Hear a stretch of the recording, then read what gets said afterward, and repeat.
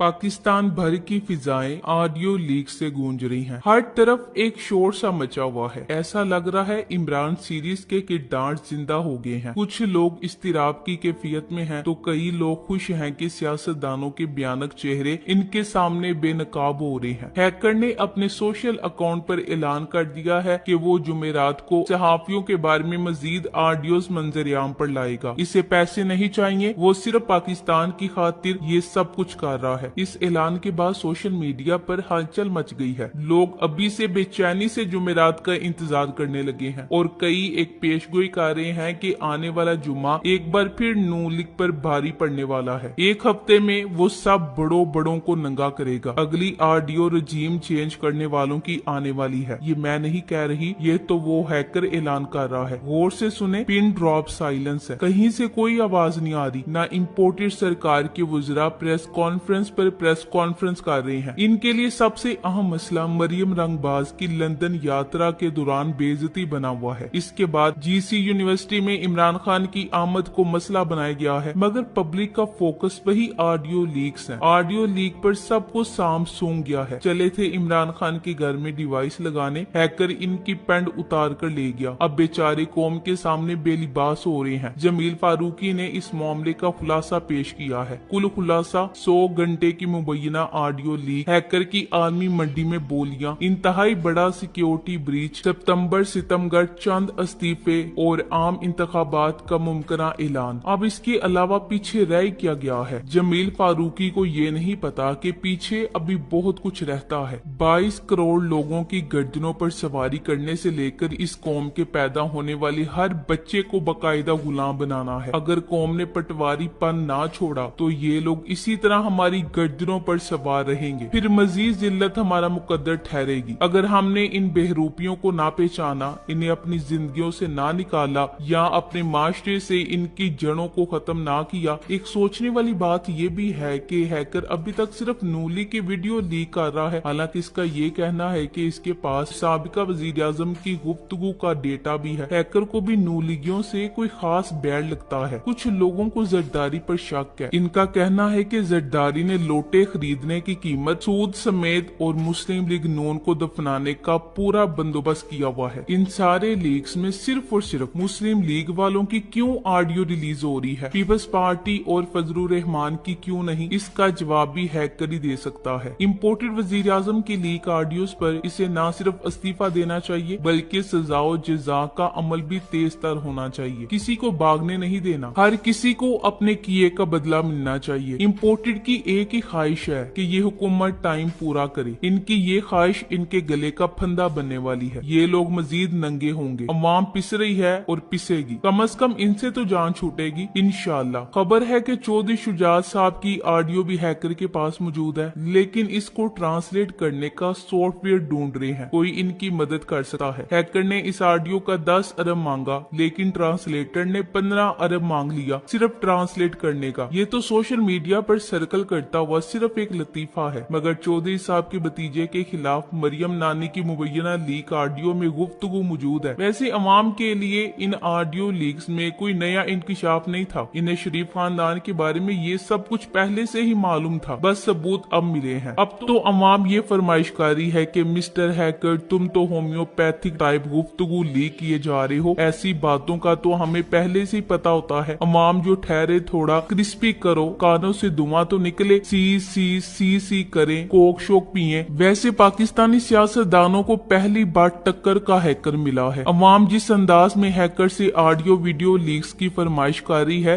लग यही रहा है जल्दी अवाम ने इसे कौमी हीरो डिक्लेयर कर देना है। इसीलिए मुबैना तौर पर ऑडियो लीक ना करने पर हुकूमत की तरफ से हैकर को 10 अरब की पेशकश की गई है। इस पर हैकर की जानिब से जवाब दिया गया है कि अल्लाह का शुक्र है, पैसे की कमी नहीं, मैं तो मकफाते अमल बनकर आपको नंगा कर रहा हूँ। ना है सहाफियों की एक खेप भी इस ऑडियो लीक्स का निशाना बनने वाली है। वही सहाफी जो मरियम नानी के साथ वजीर आजम हाउस में बैठकर इमरान खान को नाअहल करने के तरीके डिस्कस करते रहते थे। सहाफत में जितना गंद मुस्लिम लीग नून ने किया है, इसकी मिसाल नहीं मिलती। अब ये गंद इस कदर बढ़ चुका है कि ये कारपेट से बाहर निकल आया है और ये गंदगी सबको साफ साफ दिखाई दे रही है। अभी तो हैकर के पास 100 GB का डेटा पड़ा हुआ है। पता नहीं इनके के और कौन कौन से करतूत अवाम को सुनने को मिलेंगे। इम्पोर्टेड हुकूमत के पास वैसे तो जहर खाने को पैसे नहीं है, मगर 10 अरब रुपए हैकर को देने की पेशकश की जा रही है। माले मुफ्त दिले बेरहम। अगर मोहतरमा नानी साहिबा और इसके साथ ही वजीर आजम हाउस में बैठकर साजिश करने के बजाय अवाम की खिदमत का प्लान बना रहे होते तो आज ऑडियो लीक से काम पे नहीं टांगती। सिक्योरिटी ब्रीच हसास तरीन मामला है। इतनी बड़ी गफलत के जिम्मेदारों का तयन करके इन्हें बरतरफ किया जाना चाहिए और सख्त सजाएं देनी चाहिए। इन खौफनाक ऑडियो लीक्स इंकशाफात से लग रहा है कि पर्दे स्क्रीन पर कोई बहुत ही हॉरर और सस्पेंस से भरपूर जासूसी फिल्म चल रही है। हर कोई तशवीश में मुब्तला है कि आगे क्या होगा। मुझे बिल्कुल दुख नहीं हो रहा कि वजीर आजम हाउस की ऑडियोस बेची जा रही हैं। वैसे भी वहाँ कौन से दिल अबीब या दिल्ली पे हमले की प्लानिंग होती रही है। ये लोग अपने कारोबार की बातें करते थे और आगे भी वही करेंगे। अपनी पार्टी, रिश्तेदारों और अजीजों को फायदा पहुंचाना नूली का पुराना वतीरा है। पार्टी में ये रवायत नवाज शरीफ ने डाली। इसने ये आदत अपने बाप से ली होगी। छोटा भाई भी इसी आदत का मालिक है। अपने खानदान को नवाजना, इनके काम करके देना इनकी खास आदत है। रिश्तेदारों का ख्याल रखना अच्छी बात है, मगर अपने फायदे के लिए मुल्क और कौम को नुकसान पहुंचाना गलत बात है। अपना जाती फायदा हासिल करने के लिए मुल्क का नुकसान होता रहे और आपको इसकी फिक्र ही ना हो,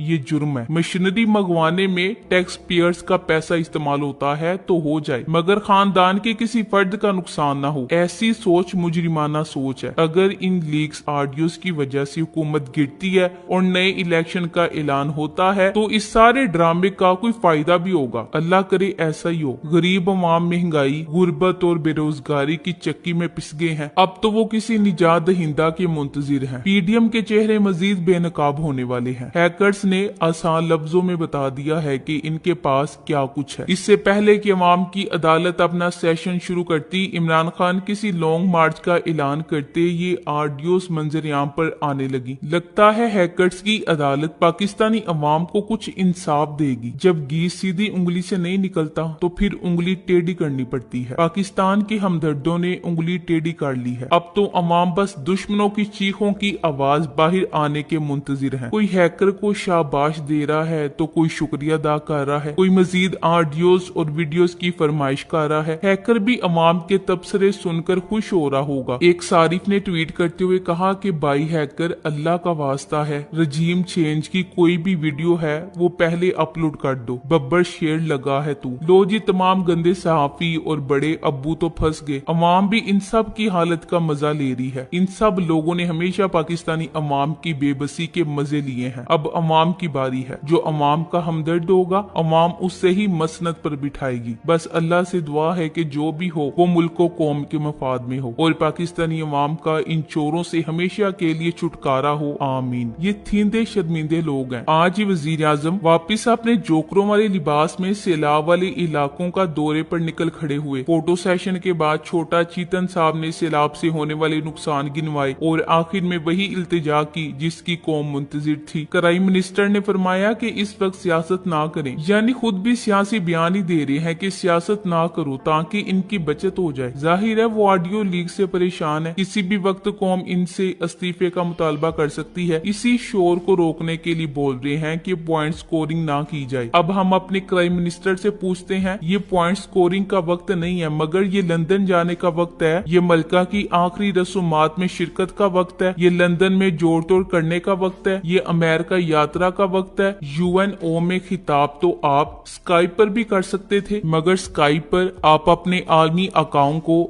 वो गर्मजोशी नहीं दिखा सकते थे जिसका मुजाहरा आपने इनसे मिलकर किया था। फिर पाकिस्तानियों के टैक्स के पैसे पर महंगे महंगे होटलों में क्याम का मौका आप किस तरह मिस कर सकते थे। उस वक्त आपने नहीं सोचा कि सैलाब की वजह से इस मुल्क की 3 करोड़ आबादी सड़कों पर रहने पर मजबूर हो गई है। उस वक्त आपने दौरों को अहमियत दी, मगर अब आप ऑडियो से डरे हुए हैं और आपके सारे मोहरे पिट रहे हैं, तो अब आप दुहाइयां दे रहे हैं कि सियासत ना करो। ये डीठ बने डीठ लोग हैं, इनको कोई फर्क नहीं पड़ता। जितनी मर्जी ऑडियोज और वीडियोस आ जाएं, इनका कोई कुछ नहीं बिगाड़ सकता। ये इसी तरह अपनी कुर्सी पर बैठे रहेंगे, चाहे इसके लिए इन्हें कितना ही गिरना पड़े। अच्छी कौमों की पहचान है, अगर इनके यहाँ कोई सियासतदान एक बार बेनकाब हो जाए तो वो खत्म हो जाता है। इसकी सियासत, इसका करियर और इसकी साख सब तबाह हो जाती है। हमारे यहाँ लोगों में शऊर कम है। अगर शऊर होता तो ये चोर और लुटेरे बार बार हमारे सरों पर मुसल्लत ना होते। आज ये कौम इन सियासतदानों की वजह से जो जिल्लत सह रही है वो ना सह रही होती। अगर इस मुल्क का कानून कमजोर है, अगर इनके पीछे कुछ आलमी और इलाकाई ताकतें हैं, तो अवाम अपने शऊर की ताकत से इनको शिकस्त दे सकती है। अभी जितना बिगड़ना था बिगड़ गया, मगर अब होश कर ले। इस कौम में से पटवारी कौम निकाल दी जाए तो बाकी कौम ज्यादातर शऊर से ही माला माल है। अल्हम्दुलिल्लाह। Thanks for watching. Allah Hafiz.